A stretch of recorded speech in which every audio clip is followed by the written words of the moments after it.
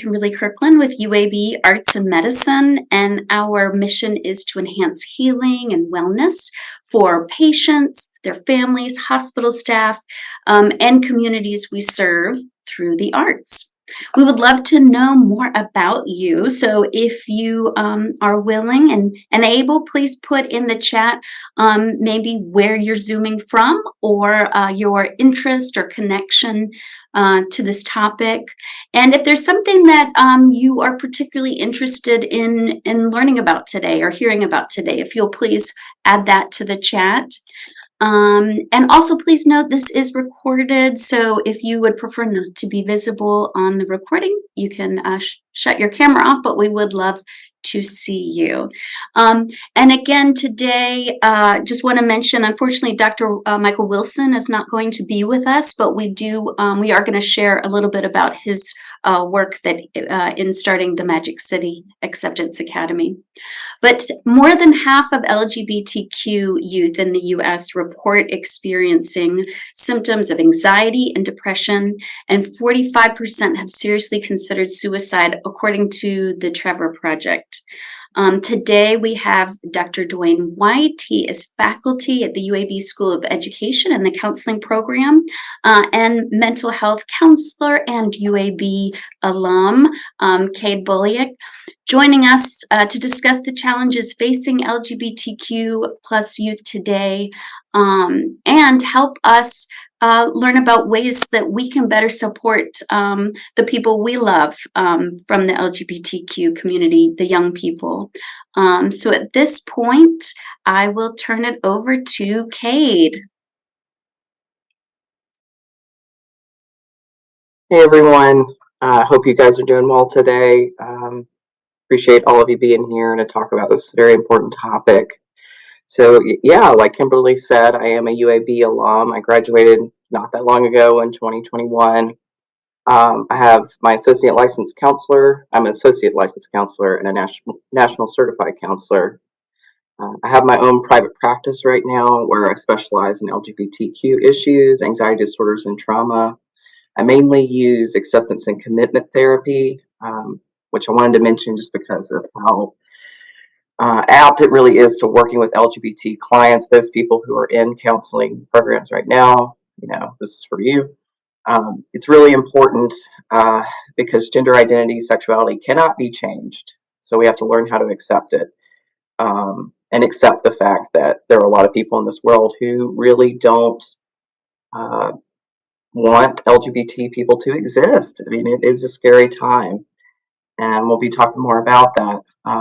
But there are, you know, realities from social stigmas, family disapproval, and that can really prevent LGBT people from sort of achieving their own happiness.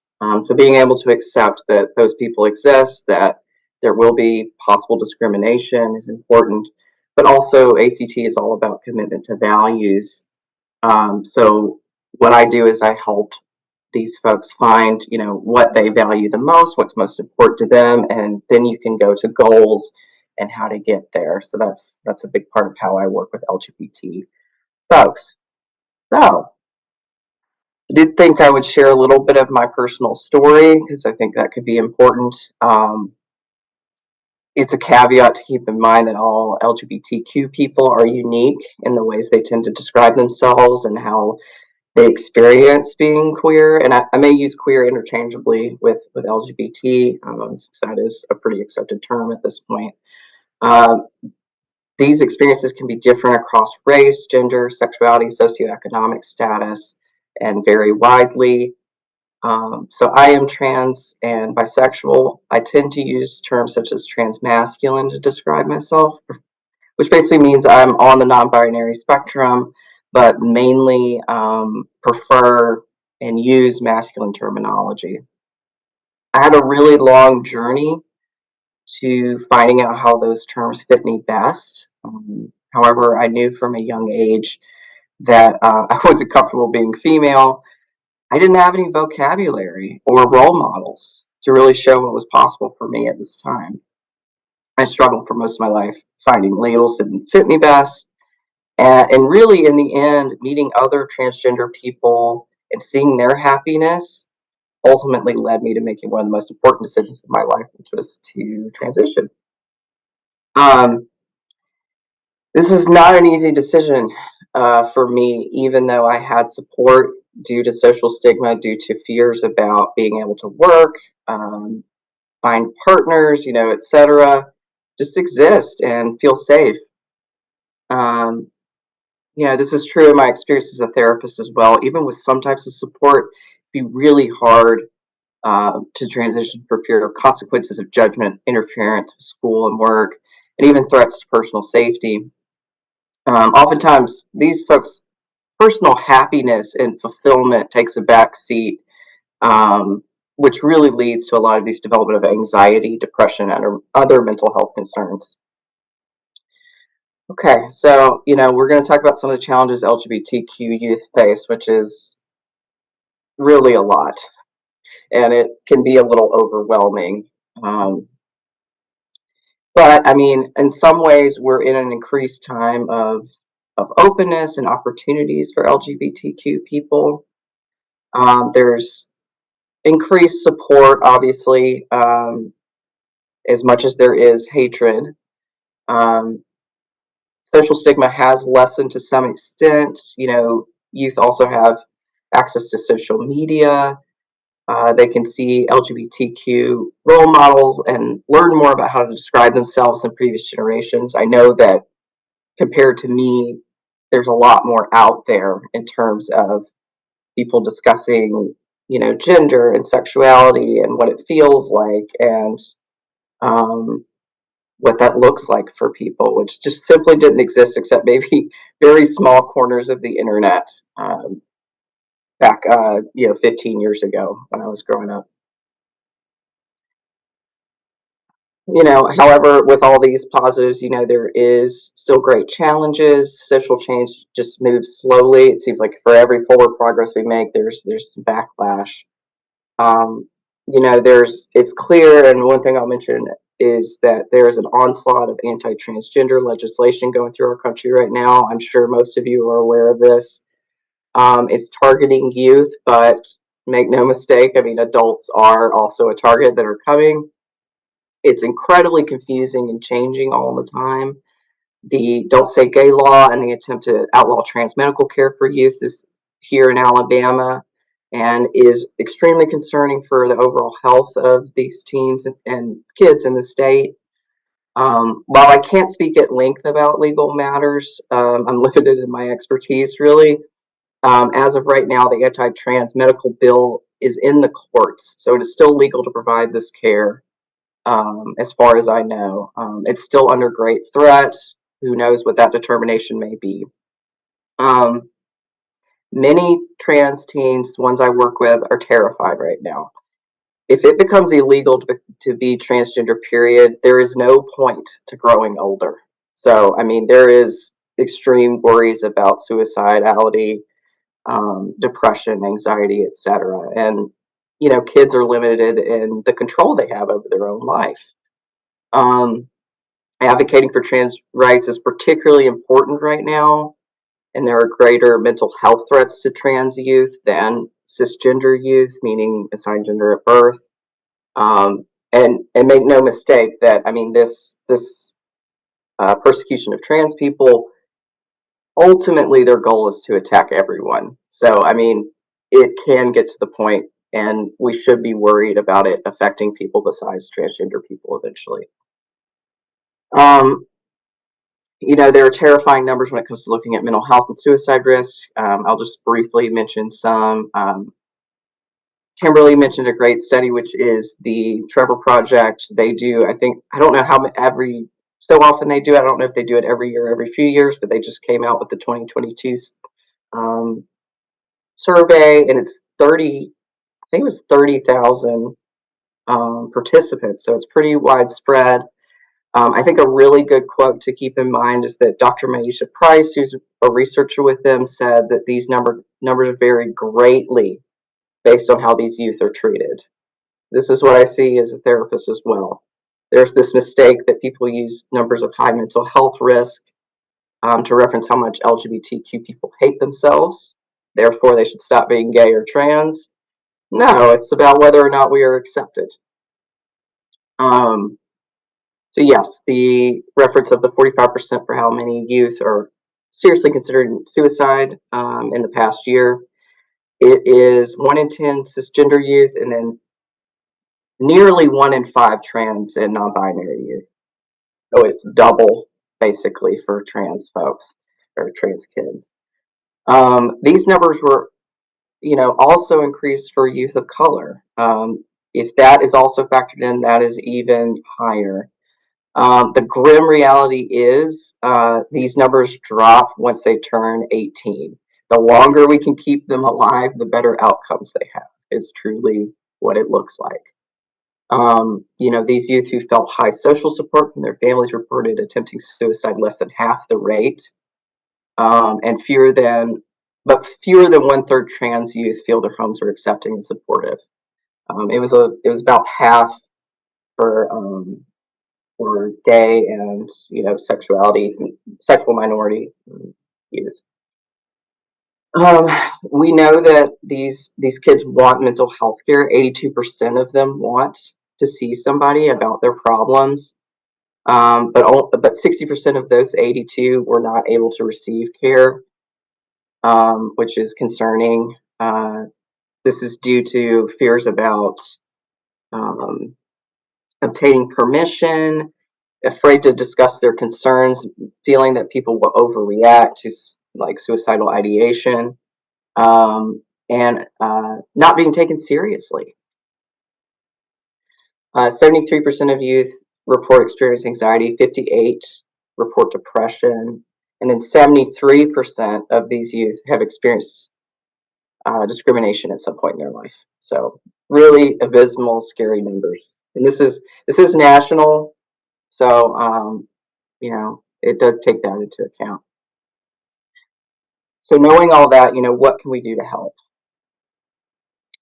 It's clear that we have a dire need to help these kids. That's why you're here today as allies and advocates or future advocates. The number one thing needed for these kids is support. This drops the mental health risk greatly. About 45% of schools are seen by young people as non-affirming. If you are a teacher, school counselor, faculty member, PTA member, or involved with the school in some way, increasing LGBT literacy, advocacy, speaking up for these young people is greatly needed. There's a lot that comes from just being an affirming adult figure in someone's life. So the change, it can be subtle what you do. The legislation is changing quickly these days.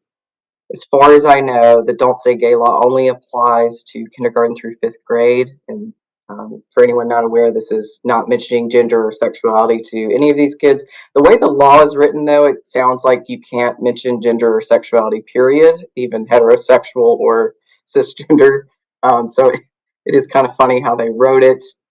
They do have a caveat in there, and we love the law because it allows interpretation. It says, it's only illegal if it's developmentally inappropriate. And it's not inappropriate to accept and love a child who is transgender or gay. Little do these legislators know that there's a lot of reasons to discuss these topics, and gender and sexuality develop far earlier than puberty. The bathroom bill prevents transgender kids from using the bathroom that aligns with their gender identity right now. This is through K through 12, so this affects everyone at schools. I haven't heard a bunch about it since it's passed, other than some of my clients being worried. Mostly because I think it's pretty unenforceable, and possibly could risk lawsuits from schools. So I don't know if that's really doing anything, but it's still obviously causing distress to our youth. And it is an attack. It is violence against them. By the very least, being able to advocate for gender-neutral bathrooms, and then recognizing that students may be fearful of this, advocating for them, and finding solutions for them in the school. Another really important factor is representation. If you're part of the community, being able to share that openly affects young people's ability to see themselves in the future. You might be making a huge impact without even knowing it, just being yourself. Not everyone has that privilege depending on their circumstances, but we always need more role models in our community. The majority of these kids feel good when they see themselves represented in movies, TV, or music. Being able to offer kids media that is affirming can greatly help someone in this community feel less alone. And this is what these kids are feeling. This is why the suicide rates are so high. Depression, anxiety, they feel alone. So that's very important.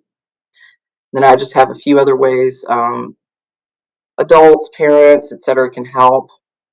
Just having one adult or family member in a child's life who supports them makes a difference. They will remember the adults who respected them, such as pronouns, name, etc. Because not everybody does, especially here in the South. We must trust kids to define their own self. Often parents worry kids are too young to know their sexuality or gender. If you dismiss a child's identity, don't be surprised if they lose trust in you. And you have to work to build that back up. If they are talking to you about it, they've most likely considered it for a long period of time. If you're someone you know is struggling with their child's gender or sexual identity, please urge them to seek their own counseling or education. If it were easy for someone to choose not to be gay or trans with unsupportive parents, they would be. While a child may have other problems in life, being able to support their decision and being able to support their decision and trust them to know their own identity will likely result in lower anxiety, depression, and suicide rates.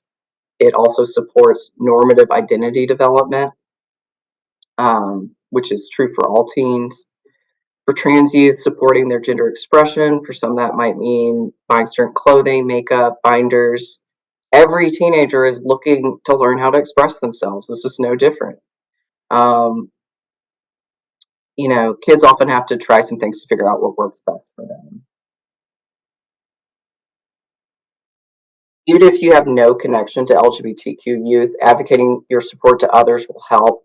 Talk about queer people respectfully with your friends, families, coworkers. Disagree with them. Be uncomfortable. There may even be kids around you who are questioning and you don't know. They will remember the support and that it's okay to be themselves. And then, another small thing is using names and pronouns correctly. If you mess up, correct yourself and move on. The more you draw attention to your struggling with the naming, the pronouns, the more often a trans person is going to feel like their identity is a burden to you, which is something you probably don't want if you're supportive of them. Something to be aware of for some trans kids, bringing up repeated memories of them as a younger child can be painful. While it might be a wonderful memory for you, it might be a time where they felt a lot of extreme discomfort. If they ask you to stop, please understand their perspective or try to understand their perspective. And then finally, connecting with all these wonderful organizations that support LGBT youth. I mean, here in Alabama and in Birmingham, there's the Magic City Acceptance Center, Wellness Center, Acceptance Academy, which we'll hear about later. There's BAO, Invisible Histories, the Equality. I can't remember what they're called, but there's all kinds of stuff, right? These places allow youth groups, support groups, counseling. Support them financially, if nothing else, donate. And then look, this is just my caveat since I'm a counselor, I have to say, look for affirming counselors.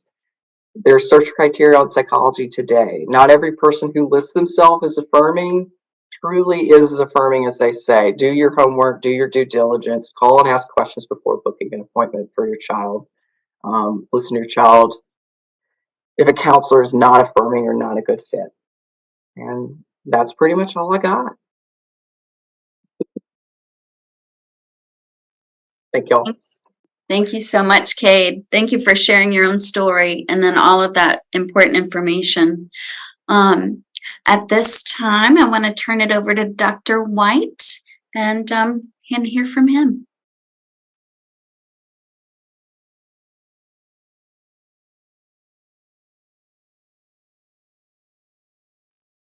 All right, all right, all right. Can you all hear me? Okay, awesome sauce.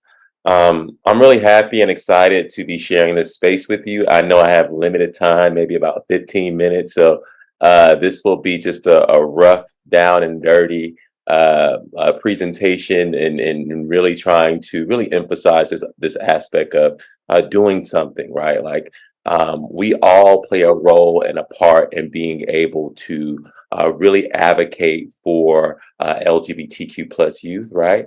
So I think that that's the overall message that I want to send today is like we all can play a part in being able to really change the narratives that's currently out there, right, through our own individual actions. So without further ado, again, my name is Dwayne or Dr. White. I'm trained as a clinical mental health counselor. I currently teach in the clinical mental health track counseling program at UAB. I've worked in counseling or as a counselor for about 8 years, serving a wide range of individuals and communities. I'm currently licensed in the state of Georgia and maintain a small private practice, primarily serving Black folks who span across many intersectional lines, from one's sexual or affectional identity to gender and so forth. What else? My research is really centered around the overall wellness and liberation of Black, queer, and trans individuals. And you'll hear me say queer and trans just to be more all encapsulating. Um, and my research really takes a three-prong approach, right? So, one, I try to look at and really understand the oppressive and stigmatizing environments in which these individuals exist in, and thinking about at the individual, community, and institutional level. And then two, I really try to, because I think that sometimes we can take like this risk perspective and examining and talking about LGBTQ plus youth. So my second uh, uh, part of my research agenda is really trying to understand the individual and community-based methods used by these folks to produce counter narratives, right, that support their overall wellness and so forth, right? And then lastly, I'm like, what's our role as counselors and counselor educators and being able to address their overall wellness, right? So that's kind of the three-pronged approach that my research uh, uh, really focuses in on. So yeah, that's a little bit about me. And yeah, I thought that today I would just share a little bit, similar to Cade, share a little bit of my personal and professional experiences, in hopes that it will again trigger some awarenesses and move you into action, right? And thinking about the ways in which you can support LGBTQ plus youth. As Cade said, we've seen lots of just anti LGBTQ plus laws occurring in many states, even here in Alabama, right? We know that there is a lack of consistent and explicit like non-discrimination laws when it comes to employment, housing, applying for credit application, education, public spaces, like and so forth, right? So there's clearly a need for change and growth here in Alabama. And also, similar to what Kate said, and the things that I will share today, I think it's important to understand that the LGBTQ plus community, youth, and so forth are not monolithic in their experiences and the ways in which they choose to identify and so forth, right? So please remember that as I go throughout this presentation as well. And yeah, so to get us started, I always like to mention Nigel Shelby because is my why for engaging in the work that I engage in, right? And researching uh, this population and so forth.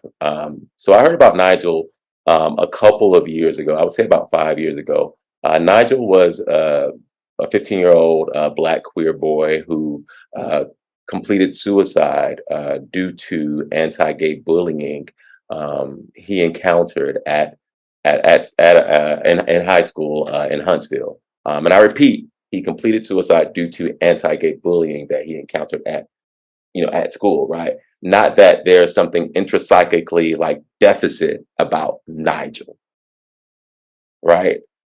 I even think that, and Dr. Chan, who's a professor, or he was a professor at Auburn University, he even said instead of like us saying like death by suicide. Maybe we should say death by anti-gay bullying, right? To really call attention to the system, right? So I really just want to emphasize that component and aspect. But yeah, Nigel was 15, just like anybody else. Nigel had dreams, aspirations like any other teen. His mother described him as a fun-loving teenager who she loved and accepted unconditionally, right? And Nigel was just trying to understand himself, right, amongst a socially host of others, right, and thinking about family, friends, school peers, and so forth, right. So I think for me, as I go throughout this presentation, think about Nigel, right? Think about other individuals and youth in your life currently, right? Who may be a part of the LGBTQ plus community, but then also think about youth who may not be, right? Because I think that we always talk about youth who are out, right? But what about individuals who engage in negotiation and concealment behaviors to manage social stigma, right? So I think that it's important to also come from this position of, because I think that sometimes we can come from this position of, oh yeah, like we can identify and know who that person is and how they identify and so forth just by looking at them, right, and so forth. But I think I just want to kind of deconstruct that, right, that narrative. So just keep in mind of that aspect as well.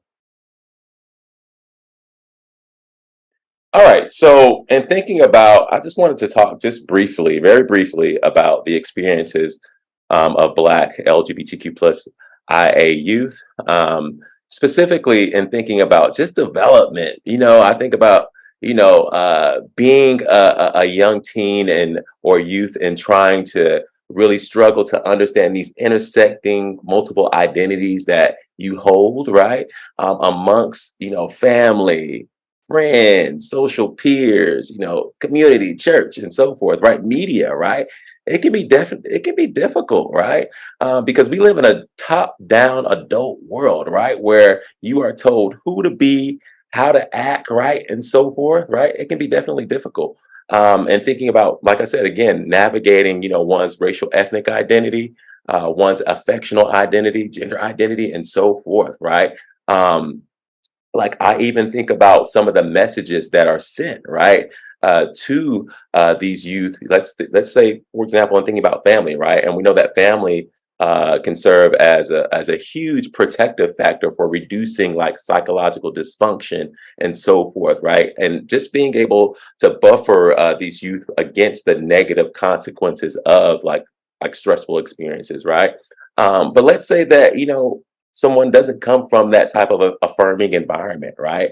Um, where you hear jokes, homophobic jokes, right, from family members, right? Where you're told, like I can, in this study that I conducted a while back, one of the participants talked about how they were told by a family member, like, hey, you walking like you walking like a girl, right?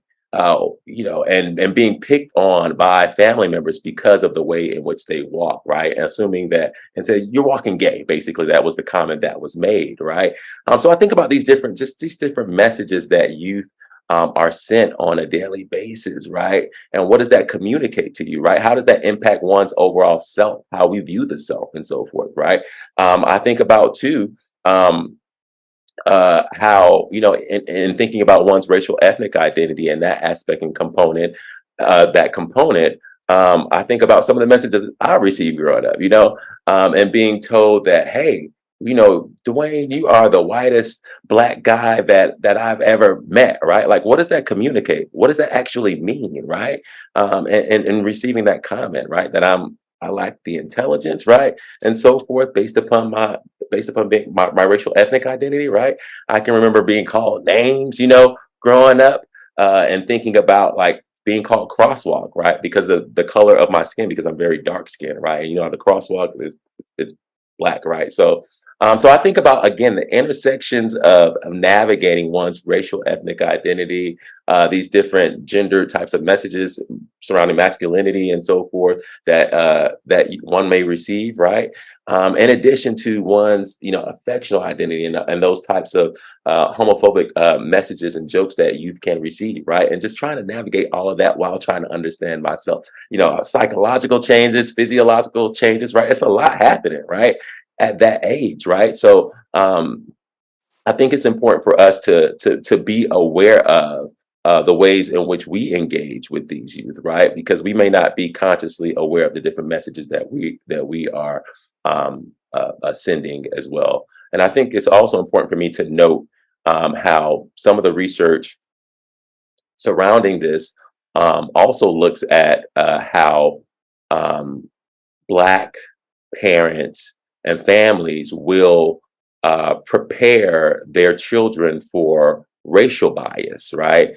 Um, when it comes to instilling some level of hope, being able to educate, their children on their ancestors and so forth, right? Instilling Black pride, right? And having pride in one's racial ethnic identity and so forth, right? So there's a lot of research that shows how, um, or or even preparing youth on how to deal with interactions with police officers, right?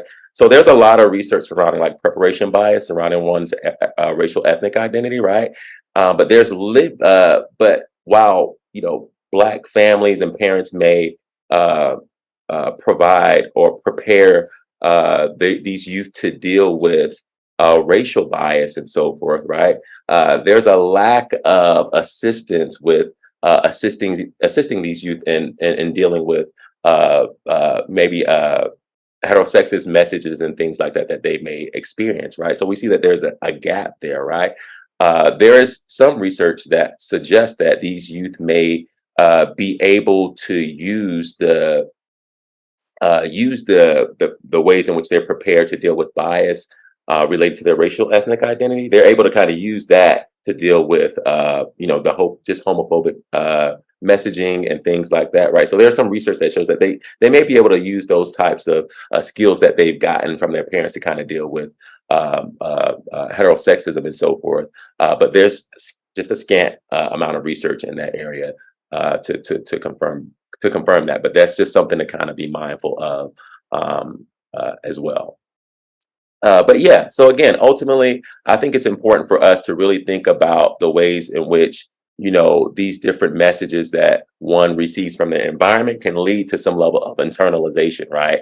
And how you begin to internalize these ideas about oneself, right? And feeling like I am inferior, or feeling like I'm worthless, unlovable, and so forth, right? And again, I say from the environment, right? Like really stressing this idea that there's nothing wrong, with these youth, but there's a lot wrong with the world that we live in, right? So really wanting to really stress that component as well. And of course, when it comes to school and peers, we know that there's um, uh, these youth are susceptible to skipping school, poor academic outcomes, dropout rates, and so forth, withdrawing from school activities, right, based upon um, because of the anti-gay, this is the bullying and things like that they can encounter. And then at the community level, there's some research that really shows that um, these youth experience, specifically in thinking about Black male youth, LGBTQ plus youth, they experience just hyper masculine societal expectations, and told to avoid like anything related to femininity as a child, right? And how receiving these messages uh, uh, made them engage in like camouflage types of strategies to conceal, their identity. So maybe if someone asks me directly about who I'm dating, right, and so forth, I will say, yeah, like I'm dating this girl, right, and so forth, right, or maybe I will engage in hyper masculine activities and begin to fight more, or just to prove like I'm masculine, right? Which kind of gets me into more trouble, right?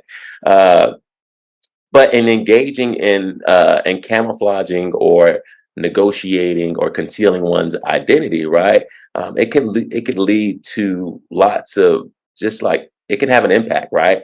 And thinking about just being at a higher risk of even contracting HIV, right? Because I'm limiting I don't have like the resources out there, right? I don't know what resources I'm limiting the resources that I have to available to me, right? Also, it impacts one's overall self-esteem, right? It can lead to using drugs and just so many other things, right? So it's just something to kind of be mindful of, um, as well. Um, so yeah. All right. So when we think about like what it means to really build a safe and affirming environment, I thought that this quote really hit home for me, which says that you don't have to do anything dramatic or earth shaking to help change happen. As powerful as systems of privilege are, they cannot stand the strain of lots of people doing something about it, beginning with the simplest act of naming the system out loud, right? Dr. Ibram Kendi said, like, in order for us to get to a place of being able to dismantle systems of oppression, the first step is being able to name it and identify it, right? Like that's the first step. And sometimes we are maybe afraid to name it because we think it's a pejorative type of term, right? And being able to name something as it is, right? But yeah, I think that this is key in being able to move forward, is to start with being able to name it and identify it. So similar to some of the things that Cade suggested in being able to move forward, I think that it starts with us. You know, it really starts with us and being able to really sit back, right, and question our own ways of existing and ways of being and existing in the world, right? It starts with us, right? We've also experienced socialization, right, from media, right, from religious ideologies, from friends, family, right, and so forth, right? Like, so it's important for us to sit back and start to engage in that critical questioning of ourselves. Like, hey, where does this come from? Where does this belief come from, right? If what you know, where did this come from, right? I think it starts there, right? It starts with us and being able to question ourselves. I even think about, hey, if my grandmother, who's 75 years old, can do it, hey, we can do it too. I think about, and I mentioned my grandmother specifically because I came out to my grandmother, I would say about maybe she was the first person I came out to, maybe 10 years ago. And at that time, one of the things that she told me was, like, I love you, right? Um, she said, I love you, I love you, I love you, I love you. She said, I don't agree with it, but I love you, right? So she put that caveat on it, right? So, and I understand, like, we're all at different stages of unlearning, right? So I was able to have empathy and understanding for my grandmother as well. So fast forward, right, to about 4 years ago, right? She had the opportunity of sitting in on my dissertation, uh, and which was centered around really trying to understand the experiences of LGBTQ plus people of color. Um, and after like hearing some of the findings from the lived experiences of the participants, it really had a profound impact on her, right? And then also in thinking about some of the stories that I shared personally before going into my actual dissertation topic. And after that conversation, after my dissertation, I defended and all of that. She called me and she said, Dwayne, I just want to apologize to you. I want to apologize to you because we didn't create a safe environment where you felt comfortable in being able to come out to us. And I apologize. My 75-year-old grandmother said that, right? Um, and even to this day, I think that was a growing edge from her. And thinking about being a baby boomer and some of the things that she was kind of raised in, those different messages that she received, it's a different time existing today than it was, when when she existed as a child, right? But for her to, you know, I don't know, for her to get that, right? Like it was like something switched, right, immediately in her mind. And even to this day, like she's asking me, hey, did I say this correctly? What's the proper term to use for this? And so forth, right? So she's constantly in this unlearning process as well, right? But I think that there's a certain level of openness too that has to be there. But yeah, educating yourself, right? I think that there are multiple resources out there to be able to educate. We have the worldwide, web. I'll also provide. I have like a couple book suggestions that I will also, suggest to you all as well. But yeah, we have so many resources out there, right? There's no reason why we shouldn't be out there educating ourselves, right? And also, what are some little ways in which I can withdraw support from oppressive systems, right? So, are there some businesses in town that do not support LGBTQ plus people, right? Like, and are there any here, right? I think that there are several, right? So, being aware of what businesses do not support LGBTQ plus individuals, right? And would slowly start to withdraw support from those businesses, right? At the interpersonal level, I think the biggest thing that you all can do is listen, listen, listen, listen, listen, listen, listen, listen. I think sometimes we do a lot of talking and not saying, just saying a little bit of nothing, right? And speaking. But I think that the biggest thing that we can all do is just sit back and listen, right? Listen to what these individuals need from us, right? Not assuming that we know what they need, right? But being able to listen, sit back and listen. I think that's the number one thing that we can do. Of course, using gender neutral language. So, my grandmother used to say back in the day, "Oh, I bet you got all the girls coming to the yard," and so so uh, so making sure that I'm using gender, neutral language. Also, I think a huge component is, especially when it comes to working with youth who may be questioning, their affectional identity, is being able to really brainstorm daily ways of being able to kind of navigate, their environment, right? Because it is difficult. It is hard, right? And maybe hearing different messages from your school, your peers, right? From teachers and so forth. So I think that it's important to really sit back and think about those individual one-on-one strategies for being able to uh, to address the daily challenges that they may be experiencing, right? Teaching self-advocacy skills as well, right? What are some ways in which I can advocate for myself? I think that's also an important thing. So, amongst other things, right? You see it listed, you see those different components listed there. But I think a lot of times we also focus in on, again, that risk perspective. But what are some ways in which what are some of their strengths, right? Are they a good communicator, right? Then maybe that's something that we can tap into and lean on, and helping them to kind of navigate their environment and so forth, right? So really trying to identify um, what their strengths are and how that can propel them in being able to be resilient, right? Also, if someone comes to you and opens up to you, right, and well, letting you in, right? I think there's a letting in, right? If they let you in, uh, and when I say let you in, like being able to be open and expressive about their affectional identity, right?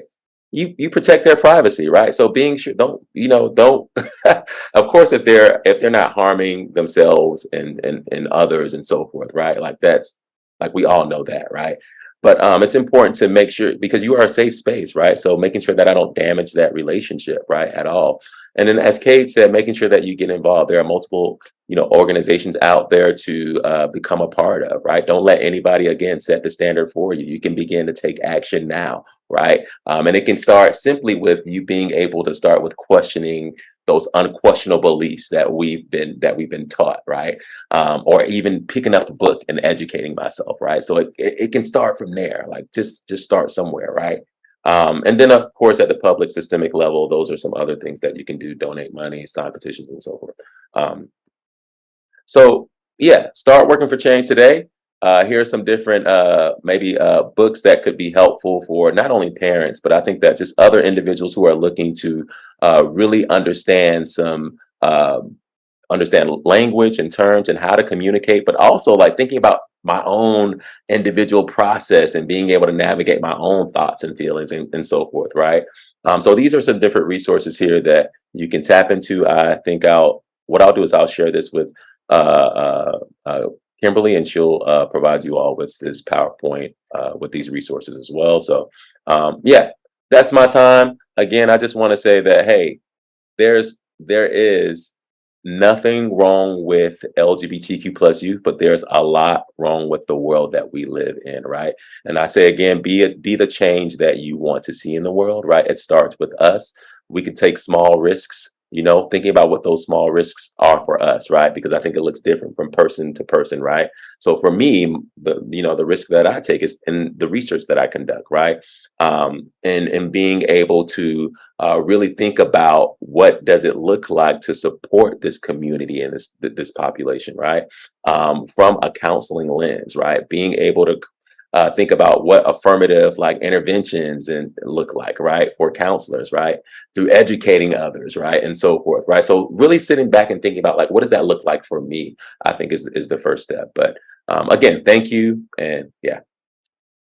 Oh, thank you so much, Dr. White. Those, yeah, we definitely will want to share those slides because that's amazing information, and it's important to know that those resources are out there and available for people.